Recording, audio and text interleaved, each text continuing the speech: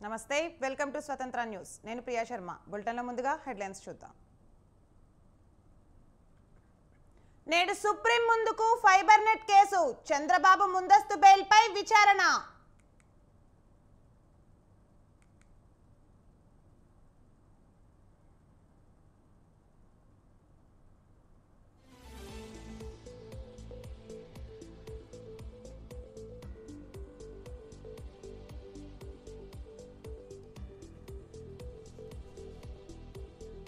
Party మార్పు వార్తలపై clarity వైసీపీలోనే ఉంటానన్న ఉదయభాను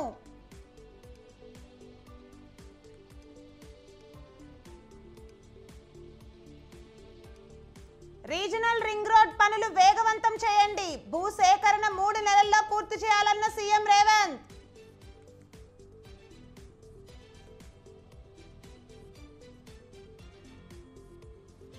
ధరణి సమస్యలపై నేడు రెండోసారి భేటీ పలు కీలక నిర్ణయాలు తీసుకోనున్న కమిటీ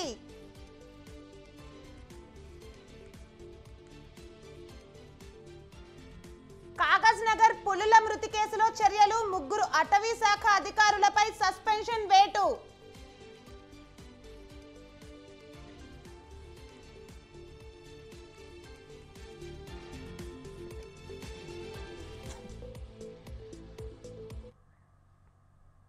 స్కిల్ కేసులో టీడీపీ అధినేత చంద్రబాబు క్వాష్ పిటిషన్పై సుప్రీంకోర్టు ఎలాంటి తీర్పునిస్తుంది జడ్జిమెంట్ చంద్రబాబుకు అనుకూలంగా ఉంటుందా లేక ప్రతికూలంగా వస్తుందా అసలు ఏం జరగబోతోంది అని అంతా ఉత్కంఠగా చూస్తున్న వేళ కీలకమైన తీర్పు వెలువరించి అత్యున్నత ధర్మాసనం అవినీతి నిరోధక చట్టంలోని సెక్షన్ 17A అన్వయించడంలో తమకు భిన్నాభిప్రాయాలు ఉన్నట్లు తీర్పు సందర్భంగా వెల్లడించారు న్యాయమూర్తులు తదుపరి చర్యల కోసం CJIకు నివేదిస్తామని ప్రకటించారు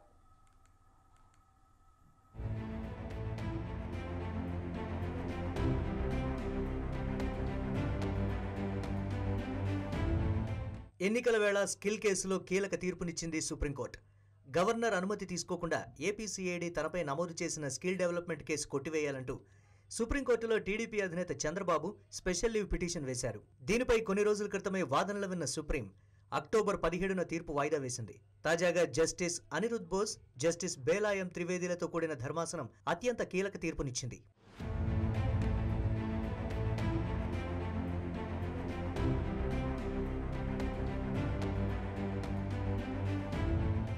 స్కిల్ కేసులో టీడీపీ అధినేత క్వాష్ పిటిషన్పై తీర్పు సందర్భంగా న్యాయమూర్తులు భిన్నాభిప్రాయాలు వ్యక్తం చేశారు అవినీతి నిరోధక చట్టంలోని సెక్షన్ 17A అన్వయించడంలో తమకు వేర్వేరు అభిప్రాయాలున్నట్లు జస్టిస్ అనిరుద్ బోస్ జస్టిస్ బేలాయం త్రివేది ప్రకటించారు దీంతో తదుపరి చర్యల కోసం CJIకు నివేదిస్తున్నట్లు తెలిపారు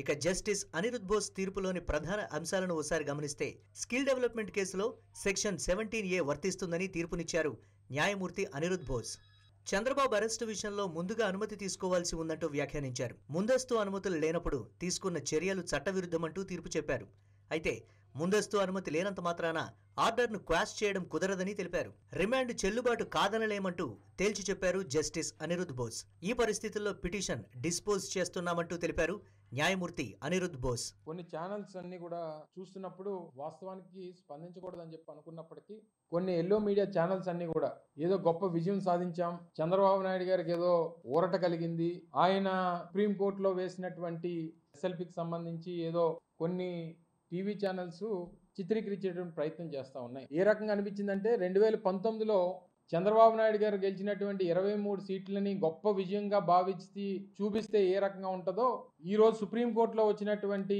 తీర్పు చూసిన తర్వాత వీరు షోకేస్ చేస్తున్నటువంటి వారి అభిప్రాయాన్ని జరిగినటువంటి వాదనలు కానీ ఇచ్చినటువంటి తీర్పు కానీ ఇవన్నీ చూసిన తర్వాత నాకు తెలిసి ఏ రకమైనటువంటి రిలీఫ్ అనేటువంటిది చంద్రబాబు నాయుడు గారికి కలగలేదు అనేటువంటిది నా అభిప్రాయం ప్రజల అభిప్రాయం కోర్టు అభిప్రాయం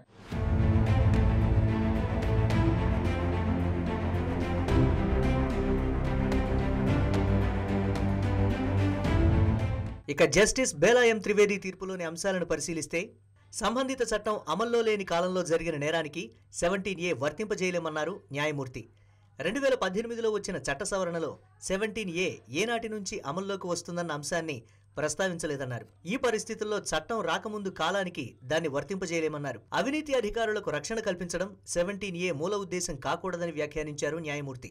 ఐపీసీ సెక్షన్లు సైతం నమోదై ఉన్నప్పుడు కేవలం సెక్షన్ 17A ప్రకారం ముందస్తు అనుమతి తీసుకోకపోవడం అన్నది ఎఫ్ఐఆర్ కొట్టివేయడానికి కారణం కావద్దంటూ తీర్పునిచ్చారు జస్టిస్ బేలాయం త్రివేది.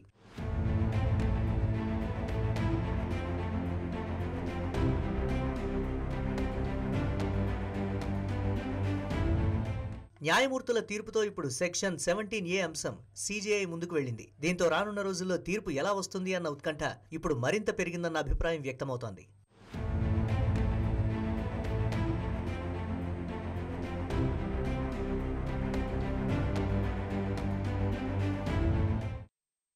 Welcome back. ఆంధ్రప్రదేశ్లో అన్నా చెల్లెళ్ల సవాల్. అవును, ఇదేదో సినిమా టైటిల్ కాదు. రానున్న రోజుల్లో ఏపీలో ఎదురుకానున్న రాజకీయ పరిస్థితులు. సార్వత్రిక ఎన్నికల్లో వైసీపీకి చెక్ పెట్టే వ్యూహంలో భాగంగా రాష్ట్ర పీసీసీ చీఫ్గా షర్మిలను నియమిస్తూ నిర్ణయం తీసుకుంది కాంగ్రెస్ పార్టీ. మరి ఢిల్లీ పెద్దల ప్లాన్ ఏ మేరకు వర్కౌట్ అవుతుంది? దీనిపైనే ఇప్పుడు పొలిటికల్ వర్గాల్లో చర్చ.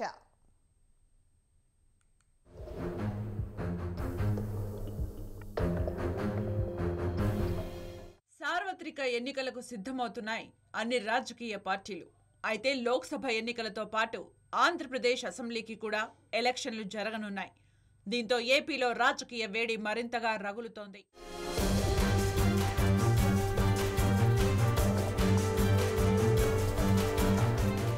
అసెంబ్లీ ఎన్నికల కోసం హోరాహోరీగా తలపడుతున్నాయి ఏపీలోని అన్ని రాజకీయ పార్టీలు. ఈ క్రమంలోనే ఎవరికి వారు ఎత్తుకు పై ఎత్తులు వేస్తున్నారు. ఇప్పటికే ఇన్ఛార్జీల మార్పు పేరుతో అభ్యర్థుల్ని ప్రకటిస్తూ పోతోంది అధికార వైసీపీ. త్వరలోనే తొలి విడత జాబితాలో ఉండే క్యాండిడేట్లను ప్రకటించేసేందుకు సిద్ధమవుతున్నారు టీడీపీ జనసేన పార్టీ అధినేతలు. ఇటీవలే ఇరువురు నేతలు సమావేశమై ఉమ్మడి మేనిఫెస్టో, అభ్యర్థుల ఖరారుపైనే సుదీర్ఘంగా సమాలోచనలు చేశారు.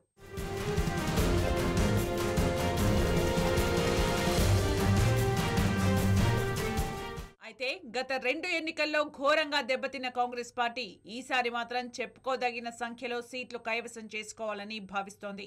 ఇటీవలే తెలంగాణలో వచ్చిన ఫలితాలు ఏపీ కాంగ్రెస్ నేతల్లోనూ ఉత్సాహం నింపాయి. ఈ క్రమంలోనే కాంగ్రెస్ అధిష్టానం కీలక నిర్ణయం తీసుకుంది. వైఎస్ఆర్టీపీని కాంగ్రెస్లో విలీనం చేసి హస్తం పార్టీలో కొద్ది రోజుల క్రితమే చేరిన వైఎస్ షర్మిలకు కీలక బాధ్యతలు అప్పగించింది. ఆంధ్రప్రదేశ్ పీసీసీ చీఫ్గా వైఎస్ జగన్ సోదరి వైఎస్ షర్మిలను నియమించింది. ఇదే ఇప్పుడు హాట్ టాపిక్ గా మారింది.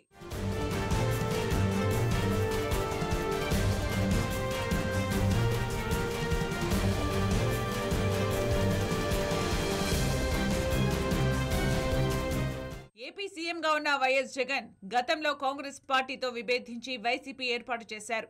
దీంతో ఏపీలో హస్తం పార్టీ నామరూపాలు లేకుండా పోయింది. ఒకప్పుడు కాంగ్రెస్ నేతలుగా ఉన్న వాళ్లు చాలా మంది ఫ్యాన్ కిందకు చేరిపోయారు. ఎస్సీ ఎస్టీ ఓటు బ్యాంక్ సైతం గంపగుత్తగా జగన్ వెంట నడిచింది. దీంతో వరుసగా 2 ఎన్నికల్లో రాష్ట్రంలో డిపాజిట్లు కూడా దక్కించుకోలేని పరిస్థితికి కాంగ్రెస్ వచ్చింది. ఏపీలో హస్తం పార్టీ ఉనికే కరువవుతున్న వేళ తెలంగాణలో వైఎస్ఆర్టీపీ స్థాపించి ఆ తర్వాతి కాలంలో కాంగ్రెస్ కు అనుకూలంగా మద్దతుగా మారారు వైఎస్ షర్మిల. దీంతో ఢిల్లీ పెద్దలు వ్యూహాత్మకంగా ఎన్నికల వేళ పావులు కదిపారు. తెలంగాణ ఎన్నికల సమయంలో షర్మిల మద్దతు ఉపయోగించుకున్న కాంగ్రెస్ పార్టీ ఇప్పుడు ఏపీలో ఆమెను రంగంలోకి దింపింది.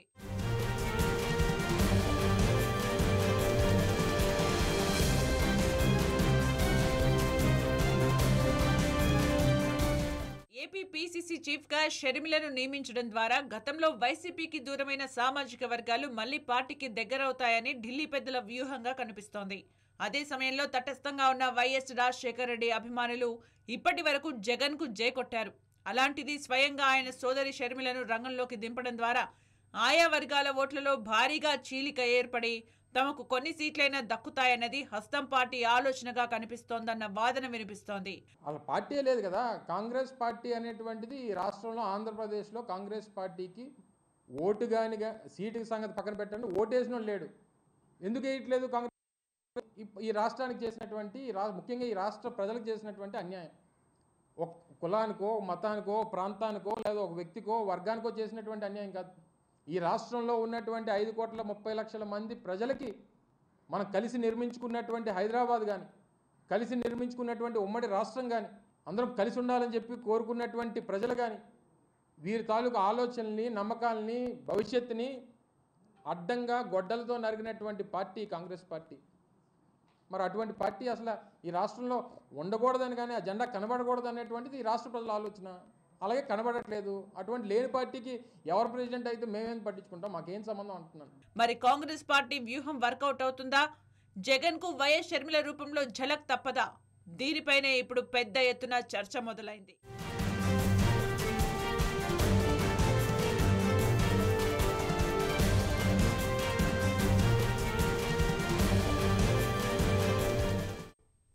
ప్రజాస్వామ్యంలో ప్రభుత్వాలు ప్రజలకు సేవకులు అని ప్రధాని మోదీ అన్నారు. శ్రీ సత్యసాయి జిల్లా పాలసముద్రం వద్ద నాసిన్ని ప్రధాని మోదీ ప్రారంభించారు. కార్యక్రమంలో గవర్నర్ అబ్దుల్ నజీర్, కేంద్ర ఆర్థిక శాఖ మంత్రి నిర్మలా సీతారామన్, సీఎం జగన్, పలువురు మంత్రులు, ప్రజాప్రతినిధులు పాల్గొన్నారు.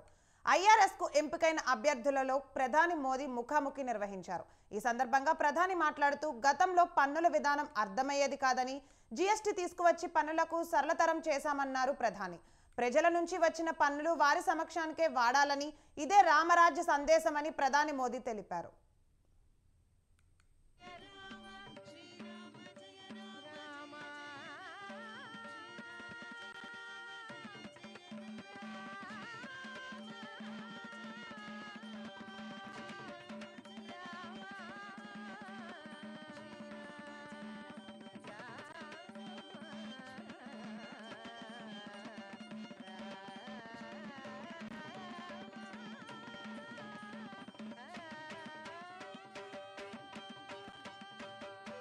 भगवान श्री राम का जटायु से संवाद हुआ था।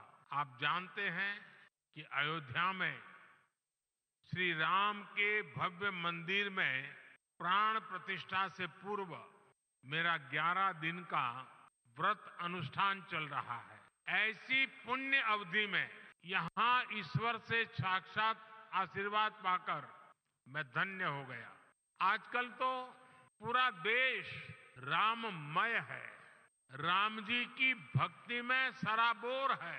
लेकिन साथियों, प्रभु श्री राम का जीवन विस्तार, उनकी प्रेरणा, आस्था भक्ति के दायरे से कहीं ज्यादा है। प्रभु राम गवर्नेंस के, जीवन में सुशासन के ऐसे प्रतीक हैं जो आपके संस्थान के लिए भी बहुत बड़ी प्रेरणा बन सकते हैं, जिनमें लागत कम और उसके लाभ अधिक है। बीते 10 वर्षों में हमारी सरकार ने भी लागत का ध्यान रखा है और योजनाओं को समय पर पूरा करने पर जोर दिया है। साथियों, गोस्वामी तुलसीदास जी कहते हैं, माली भानु किसान सम, माली भानु किसान सम, नीति निपुण नरपाल, प्रजा भाग बस होहिंगे, कबहू कलिकाल। यानी सरकार में माली, सूर्य और किसान जैसे गुण होने चाहिए। कमजोर पौधों को सहारा देता है, उसका पोषण करता है, उसके हक के पोषण को लूटने वाले को हटाता है। वैसे ही सरकार को, सिस्टम को गरीब से गरीब का संबल बनना चाहिए, उन्हें सशक्त करना चाहिए। सूर्य भी अंधेरे का नाश करता है। जय जय राम श्री राम। కేంద్ర ఆర్థిక శాఖ మంత్రి నిర్మలా సీతారామన్ మాట్లాడుతూ, నాసిన్ కేంద్రం ఏపీలో ఏర్పాటు చేయడం సంతోషకరమని తెలిపారు. మోదీ బిజీ షెడ్యూల్లో కూడా ఏపీకి వచ్చి నాసిన్ భవనాలను జాతికి అంకితం చేయడం అదృష్టమన్నారు. 2014లో అప్పటి ప్రభుత్వం, ప్రస్తుత ప్రభుత్వం నాసిక్ కేంద్రం ఏర్పాటుకు మంచి సహకారం అందించారని పేర్కొన్నారు.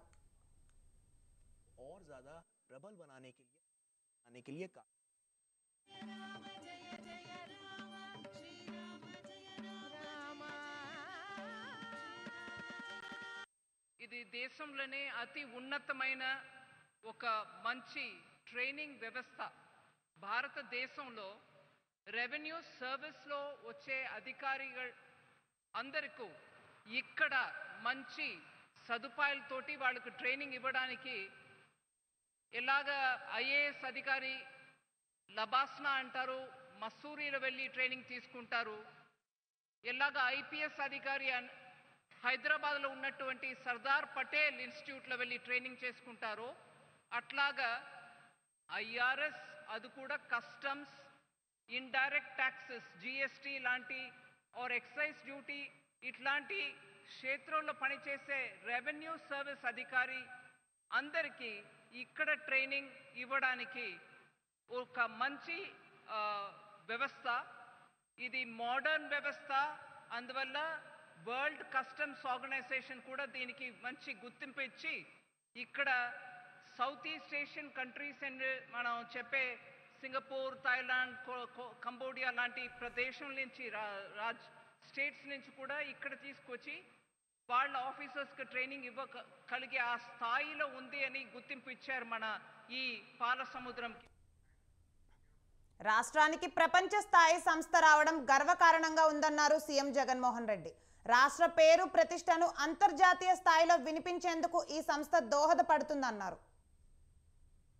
జిల్లాలలో ఒక జిల్లా అయిన అనంతపురం జిల్లాలో ఒక వరల్డ్ క్లాస్ ఇన్స్టిట్యూట్, ఒక వరల్డ్ క్లాస్ అకాడమీ ఇక్కడికి తీసుకొచ్చే ఒక గొప్ప ప్రయత్నము, అడుగులు పడడమే కాకుండా ఇది సాధించేందుకు శ్రీమతి నిర్మలా సీతారామన్ గారు అనేక సందర్భాలలో ఇక్కడికి రావడం, అనేక సందర్భాలలో ఎఫర్ట్స్ పెట్టడం కూడా మన కళ్ళ ఎదుటే కనిపించిన వాస్తవం. ఇక్కడ నిజంగా వస్తూ ఉన్న ఈ మంచి ఇన్స్టిట్యూటు మన రాష్ట్ర పేరును, ప్రతిష్టను మన దేశంలోనే కాదు అంతర్జాతీయ స్థాయిలో కూడా ఇంత world class, state of the art, latest టెక్నాలజీస్తో అన్నిట్లోనూ కూడా అనుసంధించి ఒక గొప్ప ఇన్స్టిట్యూట్ ఇక్కడ వస్తూ ఉంది. ఇది తీసుకొచ్చినందుకు మరొక్కసారి మనస్ఫూర్తిగా నరేంద్ర మోడీ గారికి, అదేవిధంగా శ్రీమతి నిర్మలా సీతారామన్ గారికి మనస్ఫూర్తిగా కృతజ్ఞతలు తెలుపుకుంటూ వెనుకబడిన జిల్లా తెలంగాణ ఏర్పాటులో కేంద్ర మాజీ మంత్రి ఎస్ జైపాల్ రెడ్డి కీలక పాత్ర పోషించారని మంత్రి కోమటిరెడ్డి వెంకటరెడ్డి అన్నారు. నాటి ప్రధాని మన్మోహన్ సింగ్, కాంగ్రెస్ అధ్యక్షురాలు సోనియా గాంధీని ఒప్పించడంలో జైపాల్ రెడ్డి కృషి చేశారని గుర్తు చేశారు. హైదరాబాద్ నెక్లెస్ రోడ్లోని స్ఫూర్తి స్థల్ వద్ద జైపాల్ రెడ్డి జయంతి కార్యక్రమాన్ని ఘనంగా నిర్వహించారు. మంత్రులు తుమ్మల నాగేశ్వరరావు, జూపల్లి కృష్ణారావు, పలువురు కాంగ్రెస్ నేతలతో కలిసి కోమటిరెడ్డి నివాళులర్పించారు.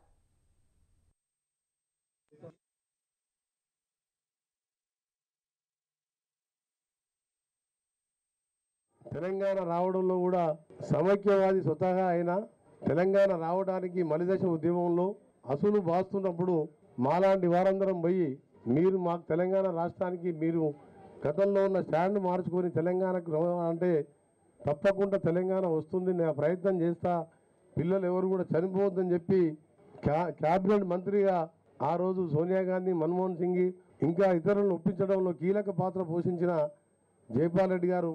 ఎందుకంటే మేము ఉద్యమంలో ఉన్నప్పుడు కానీ, సకల జన సమ్మె కానీ, మా పార్లమెంట్ సభ్యులు కొట్లాడినప్పుడు కానీ, నేను మంత్రి పదవి రాజీనామా చేసినప్పుడు కానీ గంటల తరబడి వారితో చర్చించేవాళ్ళం.